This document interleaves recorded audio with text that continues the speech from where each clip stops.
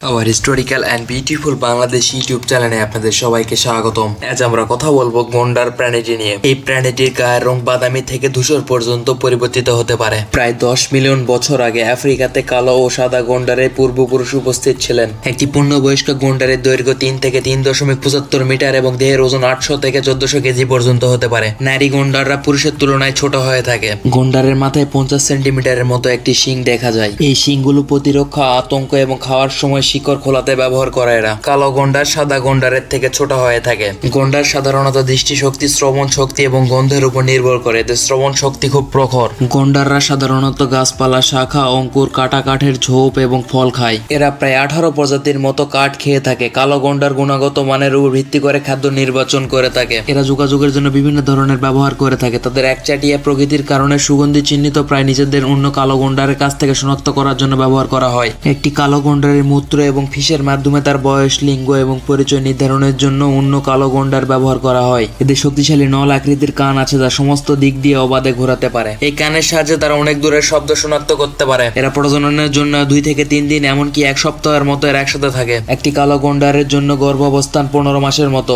একটি বাচ্চা গন্ডারের দেহের ওজন হয়ে থাকে 35 থেকে 50 কিলোগ্রামের মতো। বাচ্চারা মায়ের সাথে থাকে 2 বছরের মধ্যে। এই সময়ের মধ্যে তারা আত্মরক্ষা শিখে নেয়। মহিলা গন্ডাররা 5 থেকে 7 বছর এবং পুরুষেরা 7 থেকে 8 বছরের মধ্যে প্রজননক্ষম হয়ে ওঠে। আর গন্ডাররা 35 থেকে 50 বছরের মতো বাঁচে। এই প্রাণীটি মূলত কেনিয়া, নামিবিয়া, দক্ষিণ আফ্রিকা, সুইজারল্যান্ড ইত্যাদি দেশে দেখতে পাওয়া যায়। এই প্রাণীটি মানুষের জন্য হুমকি স্বরূপ, কারণ এই প্রাণীটির কাছে মানুষ গেলে তাকে মেরে ফেলতে পারে। তাই এই প্রাণী থেকে আমরা সবাই দূরে থাকার চেষ্টা করি। এই প্রাণীটি দেখতে আপনাদের কেমন লেগেছে বা এই প্রাণীটির সম্পর্কে আপনার কোনো ধারণা আছে কিনা আমাদেরকে জানান। পরিশেষে একটা কথাই বলতে চাই, প্রাণী সম্পর্কে ধারণা রাখি এবং উপকারী প্রাণী মারা থেকে বিরত থাকি।